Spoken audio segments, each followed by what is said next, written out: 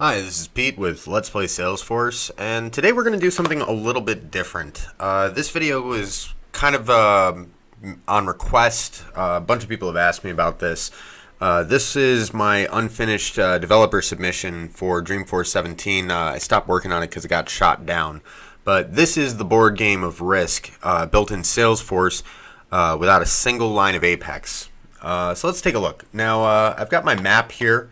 I'm currently logged in as the red player, and I can choose to show territories or to hide the names or whatnot. If a player is when a player logs in, they're not typically going to see all of these administrator tabs. They're really only going to see one tab. That's just a web tab that basically links them to the player record associated with the currently logged in user. And then from here, we've got this nice path up at the top here that moves us through the phases of our turn. And then on actions here, I've got a nice flow. I gotta say, these lightning embedded flows, they look really really cool. A couple of things to watch out for. One is that the flow will begin as soon as the page is loaded, so you want to make sure that you're not doing any DML before your first screen. Some queries are fine, but just don't commit anything to the database. You could do some interesting stuff with this where you could actually create records on page views, but that could clutter up your data really quick if you didn't have some kind of mechanism that was clearing that out periodically. So what we see here, I'm at the beginning of my turn. It gives me some information about autocomplete, and the idea is this game is supposed to be playable remotely. So the idea is we set a time limit for people, and we say either you have an hour or 2 hours or 24 hours once you begin taking your turn. And if you're not done by then, just whatever, you're done. So if you're still in your upkeep phase, all your remaining troops are going to get randomly assigned. If you've got 5 or more cards and you haven't traded yet, you'll automatically be forced to trade. Stuff like that. If it's your attack phase, you're just done. You get your card, move on. So if you check the more information about auto end checkbox, there's supposed to be an informational prompt that gives you all that kind of details that's going to be dynamically fed based on the current game settings, but I haven't built that out yet. It's nice to have. So then next, I have a bunch of cards here because I was kind of testing the card logic. And this is a dynamic multi-select record choice. So basically I can check the boxes for which cards I want to trade in. Now you'll notice that I've chosen an invalid selection here. So if I hit next, I got this debug screen telling me what I've actually, what I'm trying to do here. And it tells me that my selection is crap. And one problem that I'm having with this piece is that the dynamic record choice, I can't figure out how to clear out that variable if somebody makes a choice that I don't like. So I'm going to have to circle back on that one. Ultimately, it means that you're only going to be able to do so many tries because I'm going to have to use like a different loop and basically clone out the nodes for each time someone goes through it, so that I'm not trying to reuse the same dynamic record choice variable. But, not the end of the world. If you're a jerk and you try to trade in bad sets 3 times in a row, you'll get what you get. So another thing that is pretty well built out, if I mark the phase as complete, it should pop an error on me now. It should. It's not. Okay. I'm going to reload my tab with the attack phase. There's logic built into the flow that basically in most places, if you change the turn phase and try to do something sneaky like, take an action that's out of turn, it'll usually block you and say this action's invalid for your phase. And depending on what you're trying to do, like if you try to collect your card and then sneak back and, do some more attacking or take double troop shifts or whatever, it'll just sometimes straight up cut off your turn and just auto end you. And if you do some really sneaky stuff with cards, you'll actually forfeit your card, which is, kind of snarky, but I like it. So then for attack, we've got another dynamic record choice. And I love building dynamic strings with flows and formula fields here. So this is actually, for each possible territory, we got 42 territories, which results in 168 possible attacks, where we would say Kamchatka to Alaska is one, but Alaska to Kamchatka is a different one. So I have a junction object called vector that basically represents all the different possible attack combinations. So that's what we've done, is pulled up a list of vectors here, and then we're using a formula field to pull down. So like this particular vector is a child of Eastern United States and Quebec, so I can pull down the player that controls the opposing territory as well as the numbers. So for example, I'm the red player, so I'm going to try doing Greenland versus Iceland. So it's 24-11. And it does call out the fact that, you know, since I've already I've got a checkbox that determines whether or not you've successfully conquered a territory this round. And since the box is already checked, it tells me that I've met the minimum requirements to claim a card for this turn. So I'm going to go ahead and hit next. Now, because I have greater than 15 troops available, I've built in some auto dice rolling, because it's just time consuming when you sit there and just roll and roll and roll and roll. So if you have more than 15, I'm going to let you auto attack up to 10 times. So that would simulate a maximum of 50 possible dice rolls with large enough troops. So I'm going to go ahead and say, yeah, I want to auto attack. And it says, well, the battle's not over, but these are my new results. So we can see it went from 25-11 to 11 versus 4. So I'm going to go ahead and say, yeah, let's continue on that. I'm not going to auto attack this time, though. Okay, so I didn't auto attack. So I've lost 2 that one, and Iceland has lost none. But auto attack is no longer available because I have dropped below 15 troops, and I'm just getting my butt kicked here. Greenland just lost another 2, and Greenland took 2 down off Iceland. That time it was good, and I have successfully defeated Iceland. And of my remaining four troops, I had 7 troops, so 3 have to go over automatically. Of the remaining 4, how many do I want to move over? I want to move 2. So then hit next here, and I'm allowed to continue attacking. Now, one snag that we have with Wave Analytics is that the dashboards are not real time. You know, we have to wait for a wave data flow to run, and that can be kind of tedious. But I am using a live SOQL query for this dashboard. I'm actually using 42 different SOQL queries to determine the color and number of troops for each territory. And I don't have a good way to make the dashboard automatically refresh, but it does refresh on page load. So just watch the 25 and 11 in Greenland and Iceland. We can see that I have successfully conquered Iceland and moved a bunch of troops on over there. That's what I got left on Greenland. So I've got some other SOQL-based dashboards here in our Analytics tab. This is going to be the number of territories that any given player controls. I've been testing on red a lot, so you can see I'm just dominating right now. I have 109 troops, which pretty much outnumbers everybody else combined. So this typically means I should be going for my end game. And these are the number of anticipated troops if no territories change hands between now and then. So, and I am going to get to this shortly, but I did want to call out, why am I using a wave dashboard for this instead of just the report chart feature? One of the main reasons why is because I don't like that you can only get one donut per component, so I wanted to have 3 across here. So it was an ideal use case for Wave because I get a lot more control over what kind of visualizations I can expose and how I want them to look.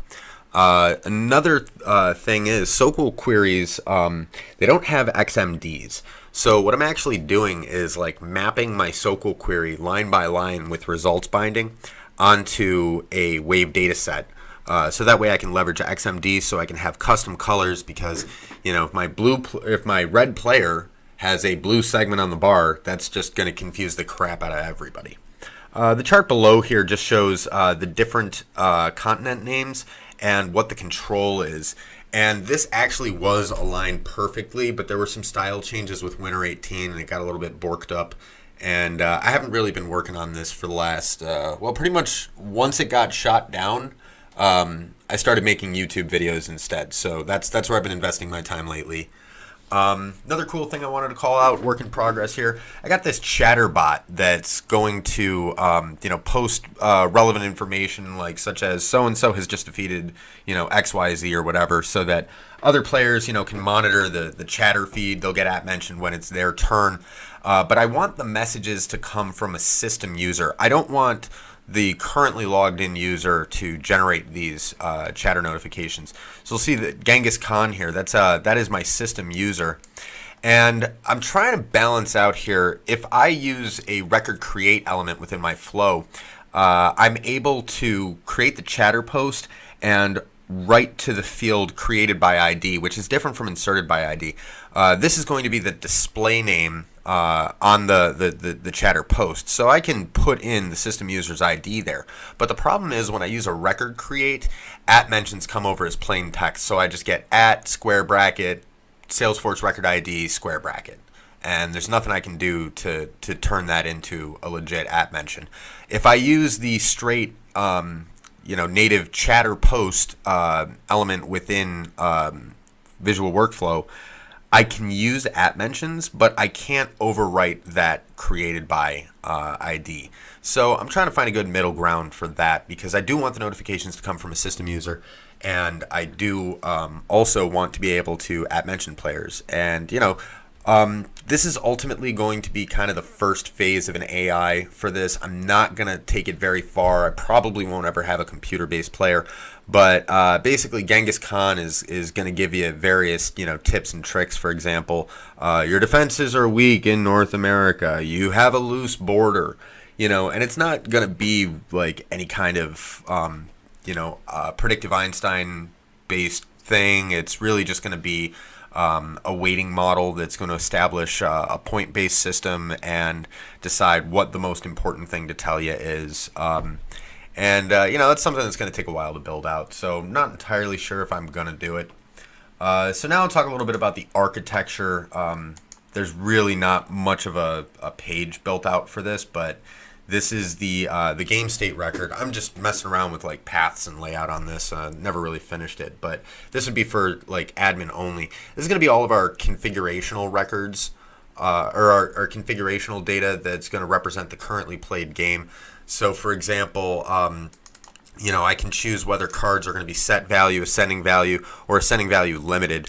Ascending value limited is an alternate variant that the number of troops that you get when you trade in cards accelerates a little bit slower and has an ultimate cap on it.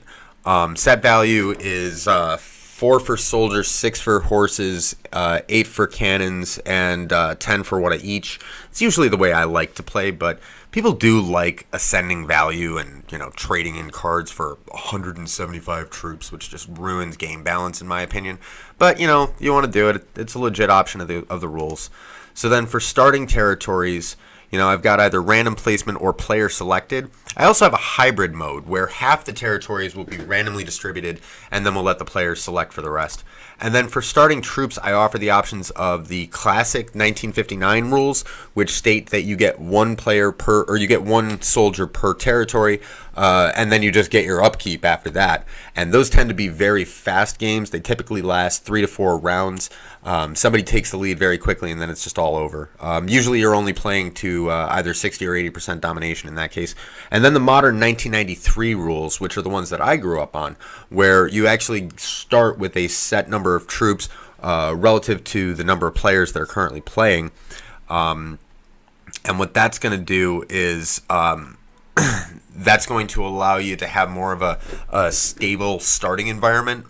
But even still, you'll end up with within the first couple rounds, you'll have a clear winner start to present itself in most games.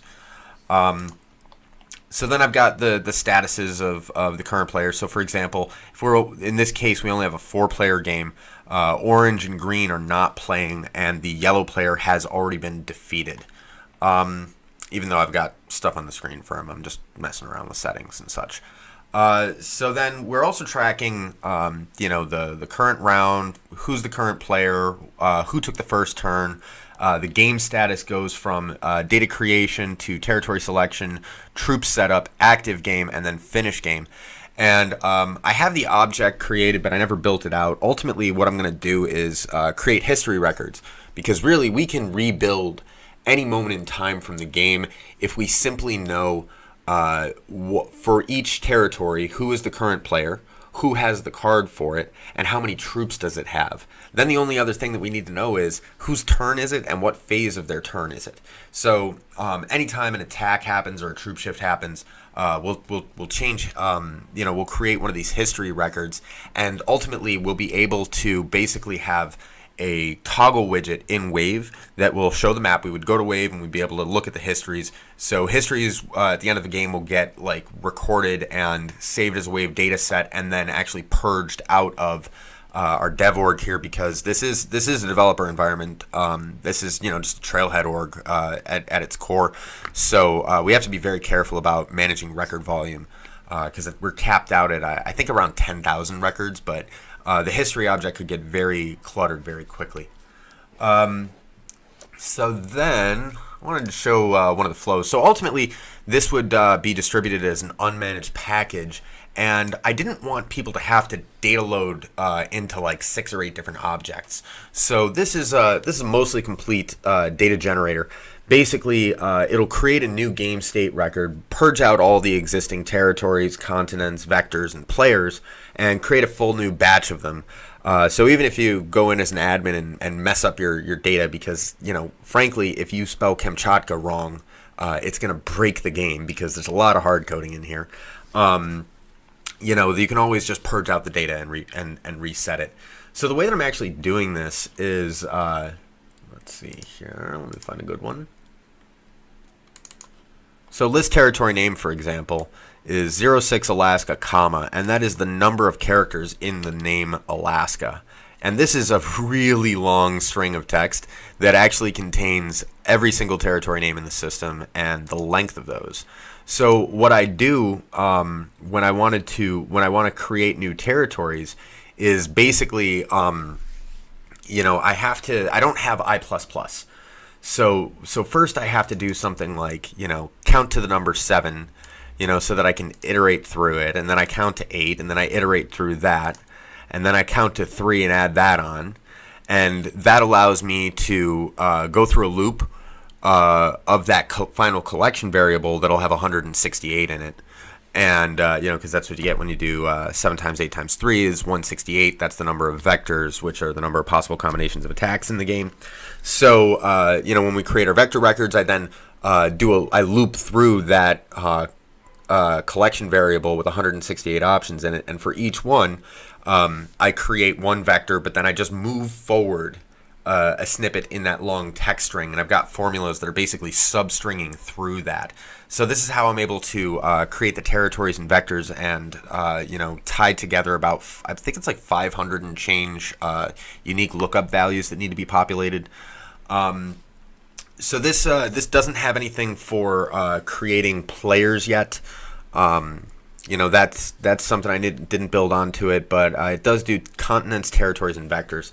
And so this down here is actually a DML break, because I have to associate the vector to both of its parent territories, and I'm looking those up by territory index number. So like, for example, Alaska is 01. In order to look them up like that, I have to do a lot of DML inside of my loops. So what I actually do is I'm counting the number of iterations, and every time that I'm about to run out of queries, I pop a little screen element and say, hey, we got to wait for the system here to, reset the transaction, get some more DMLs. So I actually have to have 3 of these because I can only create records in a clip of 50. I've been working on different options to try and break that limitation so that we can do it all in just one click, but I haven't gotten there yet. So not a big deal. I mean, it's a hobby. So then this is actually the turn control. First, we're going to grab all of the different players, including the system player, so that we can do and I'm just saving their IDs as variables, but there's cleaner ways to do this, but whatever. This is just so we can do @ mentions and such. But then this is what I got so far. So this section right here is probably the simplest one. This is just the troop shift action. This guy down here is card selection. This is upkeep, and it's not complete so far. This just has card trade-in. I don't actually have the mechanics for distributing your troops to territories yet, but that will be a derivative of attack, so I've just got to clone out some of that logic. And then this is the really cool one. This is the attack phase. So let's take a look at the attack phase.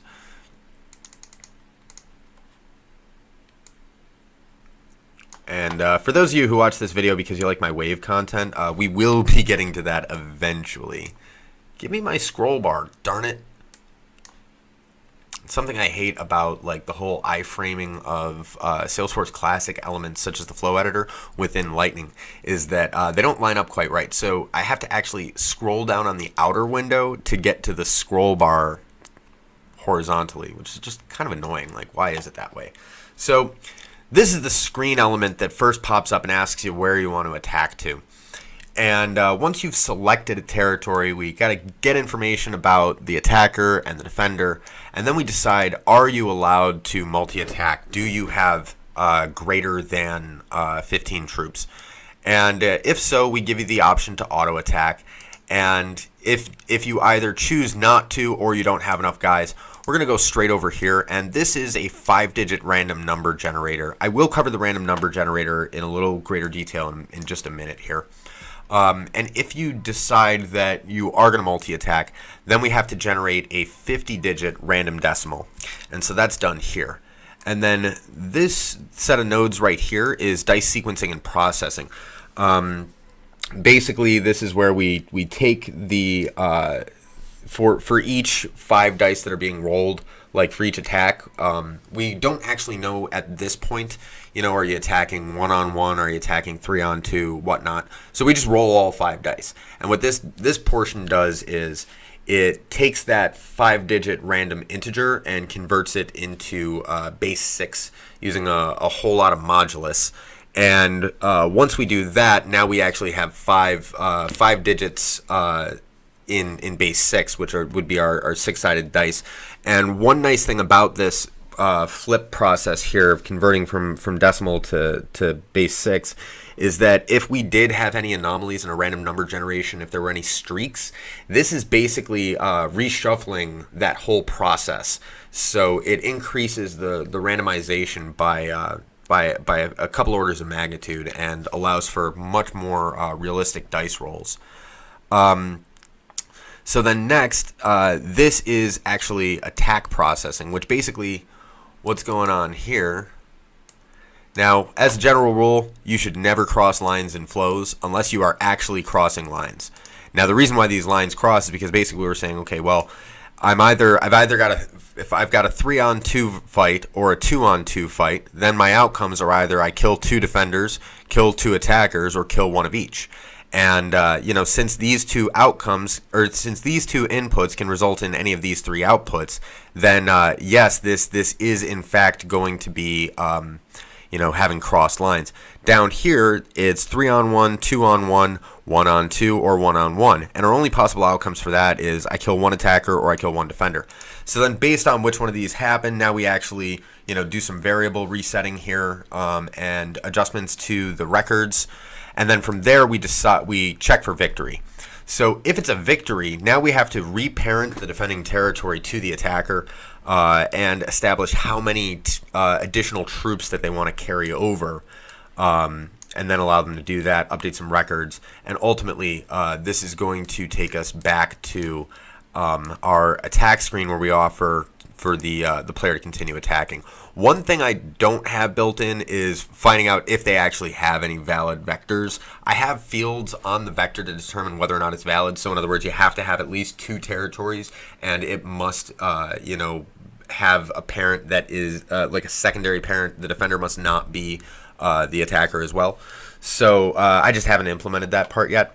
So then if it's not victory, then we have to decide if you're allowed to continue or not. So if you were defeated, well, that's pretty easy. We just, give you a message that, you were defeated, and you go back to territory selection, assuming that you still can attack.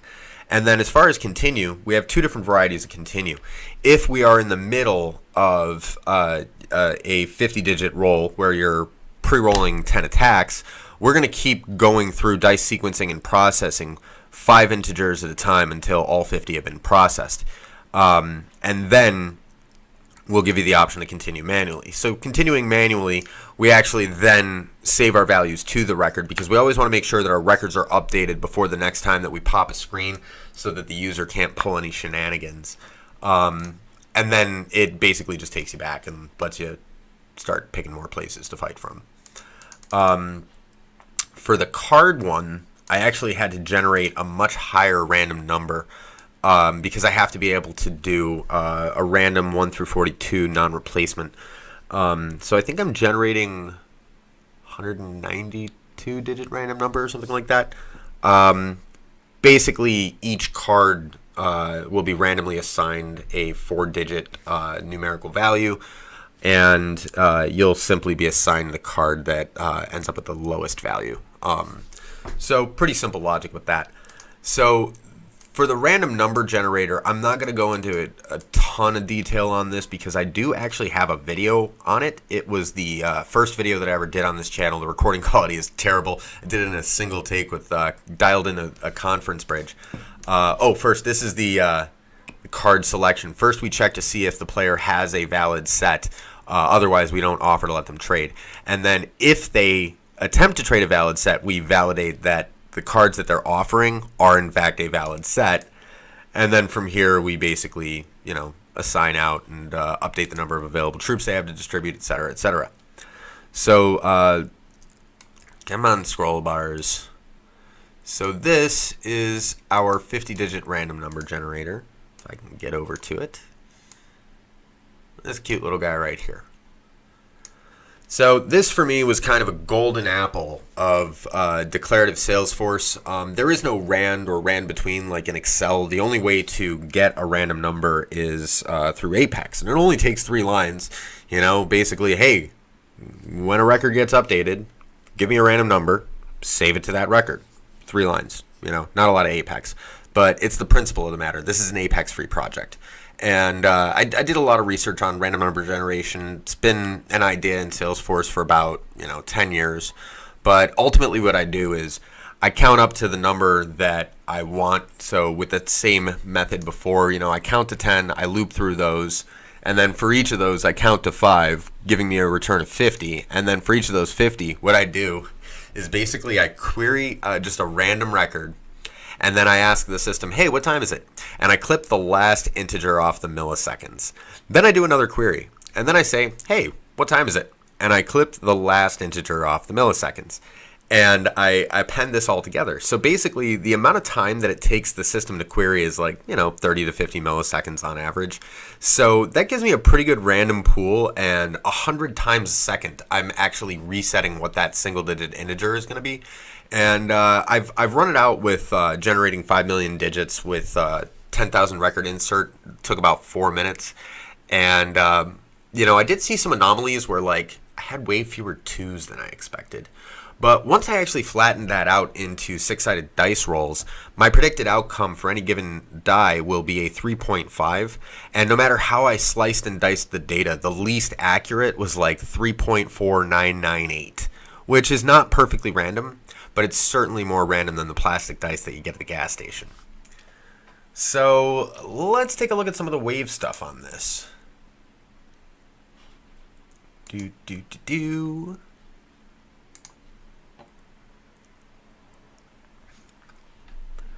So I'm going to show, I guess, the power distribution one.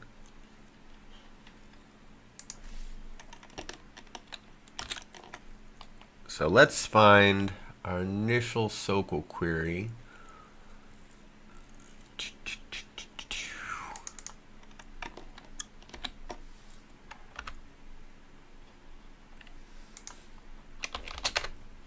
So this is our initial SOQL query.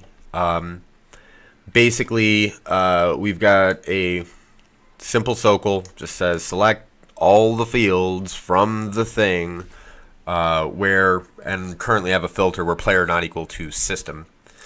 These are my dimensions. I've got them in the strings parameter and the groups parameter.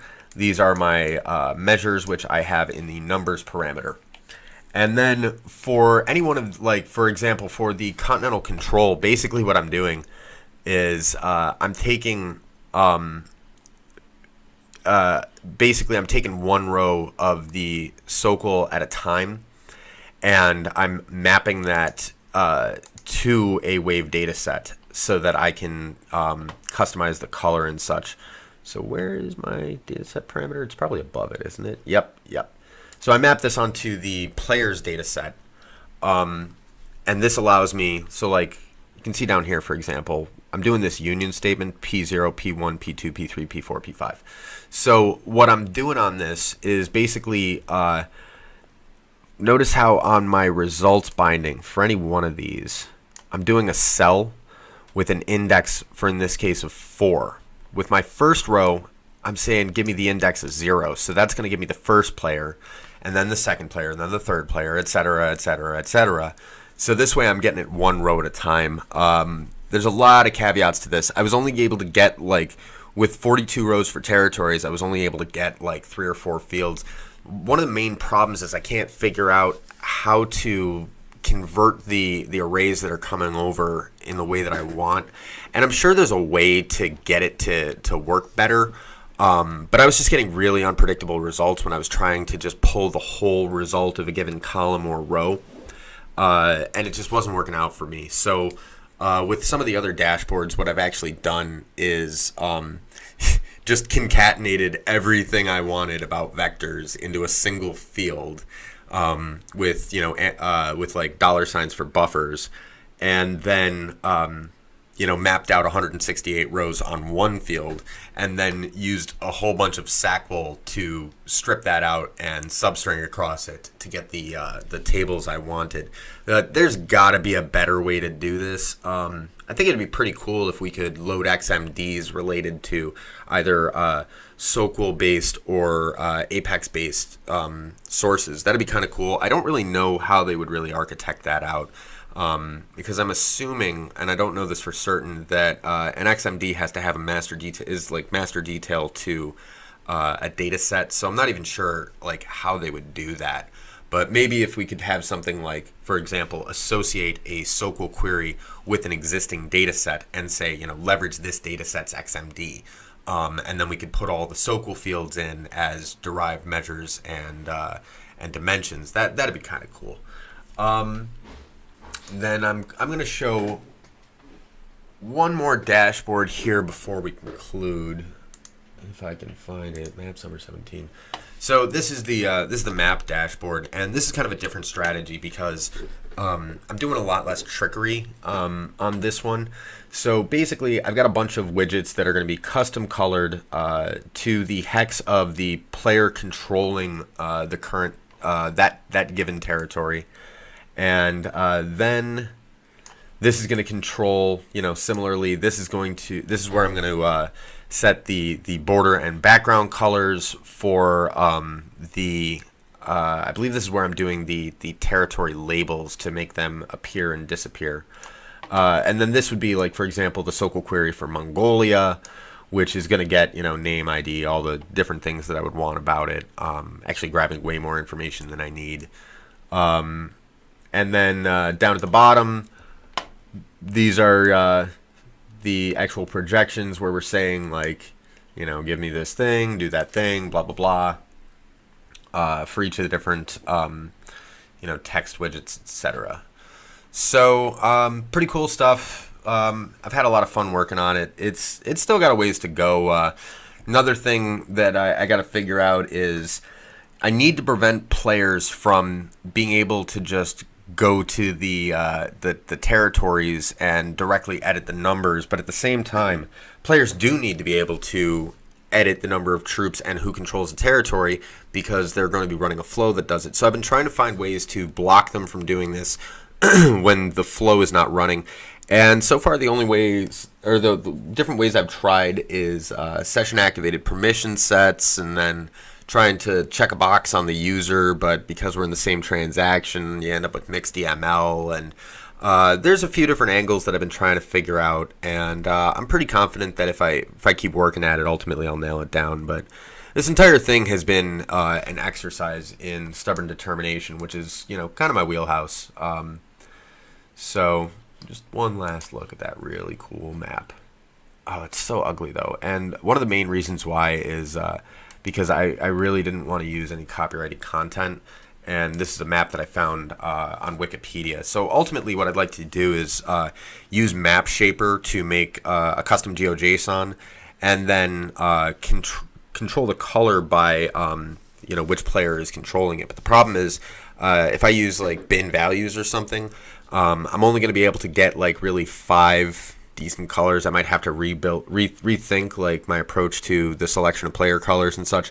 And then the other question is like, how am I going to control being able to display what the number of troops is? I also tried a scatter plot where I basically had my X and Y axes, as measures, so that I could position my dots where I wanted them. But the flaw to that is that once you get to territories that have 10 guys versus territories that have 1 or 2, it becomes very difficult to tell just how many there are without hovering, and the numbers start to disappear on those smaller groupings. So even with only like 1 through 5.